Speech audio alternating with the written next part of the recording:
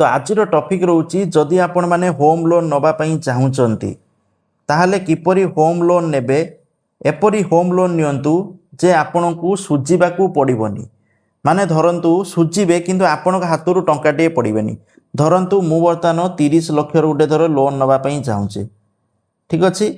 किंतु आपण मन रखंतु आपनक घर करिबा पई धरंतु आपण उदाहरण दउचे धरंतु आपण घर करिबा पई 30 लाख टंका रखिचंती आपण हाथ 30 लाख अछि आपण माने चाहिए फास्ट प्रोसेस होची आपण पाखर 30 लाख अछि तो आपण मान चाहिए 30 लाख रो गोटे घर एठी बने देबे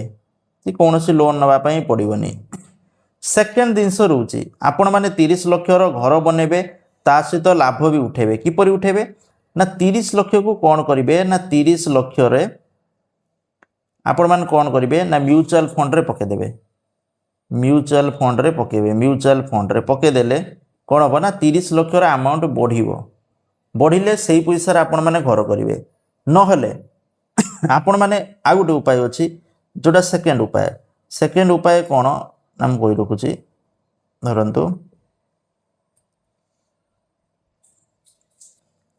जो सेकेंड उपाय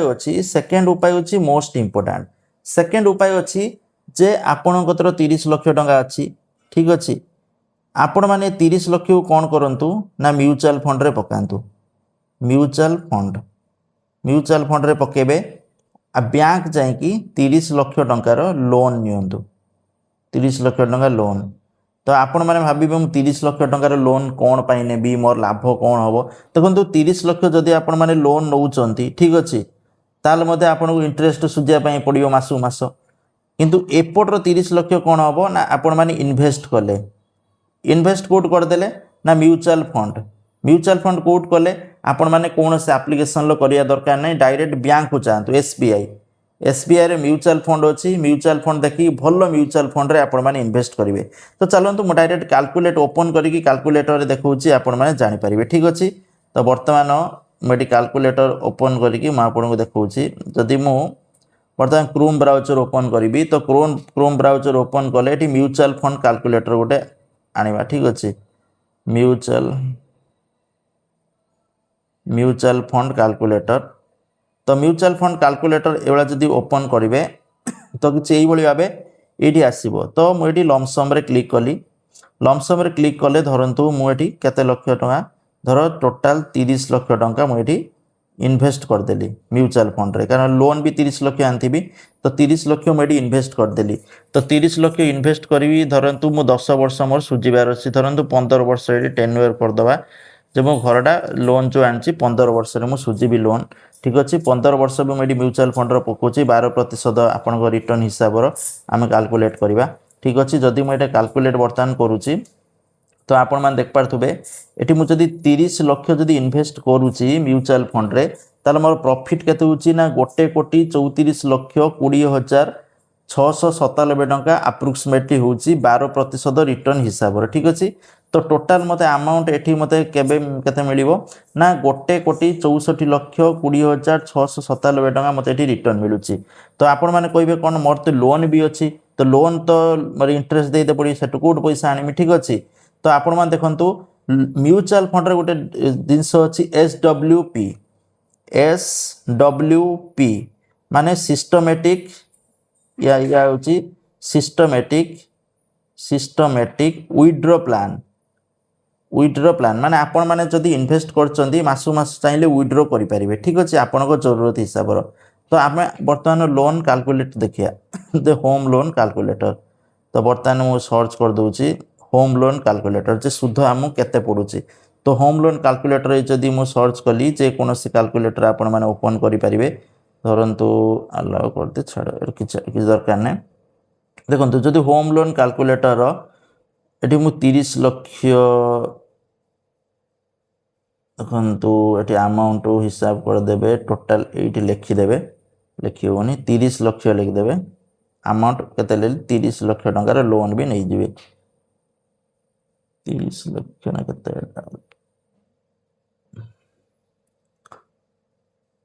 हाँ पाखापाखि 30 लाख टंका लोन जदि नौचंती ताले टेन्योर 30 वर्ष देछि आम टेन्योर 15 वर्ष रखिबा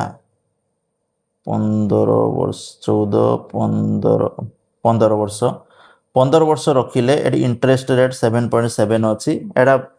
बढ़ी एटा अधिका भी हो पारे टिके बढ़े देवा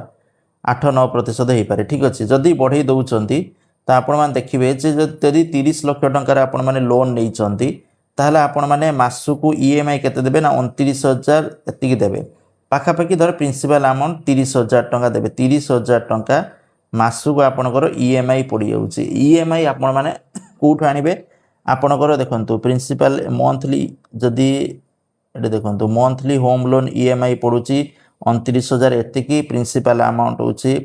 30 लाख इंटरेस्ट अमाउंट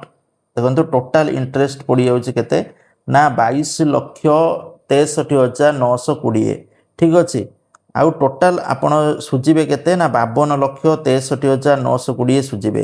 माने जदि आपण माने 30 लाख लोन नौचंती आ 10-15 वर्ष जदि ताकू सुझी दौरान टोटाल 52,63,000 सुझे ठीक अच्छे किंतु आम शेयर मार्केट रे सॉरी म्यूचुअल फंड रे पकईले लोन ये म्यूचुअल फंड रे देखंतु केते हमर प्रॉफिट हेतिला 15 वर्ष रे जे 1,64,20,697 जदि एठी आमे केते रहिला टोटाल सुझिबे 52,63,000 तो देखंतु एठी जदि 52,63,000 काटी देबे 52,63,000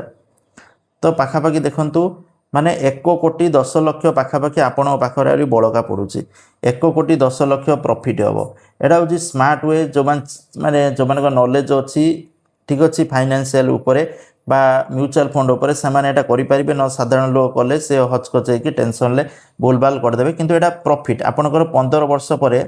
आपनकर घर भी जीवो प्लस 1 कोटी टंका आपण पाखरे थिवो माने 30 लाख टंका रु 1 कोटी टंका बनि पारिबे ठीक अछि किंतु आपनकर नॉलेज थिबा दरकार विथआउट नॉलेज आपण माने किछि करि पारिबेनी कारण म्यूचुअल फंड रे इन्वेस्ट करिवा पई भी आपनको नॉलेज दरकार केउ म्यूचुअल फंड रे इन्वेस्ट करिवे कोठी कले प्रॉफिट न होले आपण माने पाखरे धरंतु 30 लाख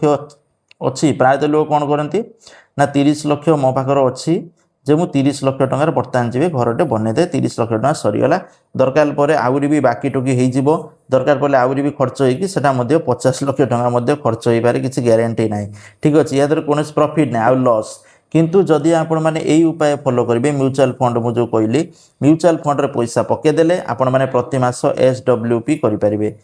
सिस्टमेटिक विड्रॉ प्लान ले उठे पारे जदि आपंकर अलग बदे इनकम सोर्सेस अच्छे एडजस्ट करेंगे किंतु प्रॉफिट आपको 1,15 वर्ष पर मिल ठीक अच्छे मुझे 12% हिसाब से कैलकुलेट कली किंतु जो म्यूचुअल फंड जो इंटरेस्ट रेट बेले बेले 12% मिले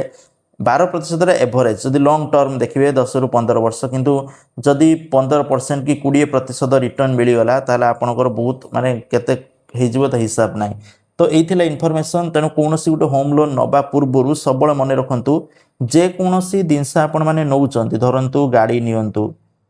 कि लोन नियंतु होम लोन नियंतु बा जेकोसी जिनस कार लोन नियंतु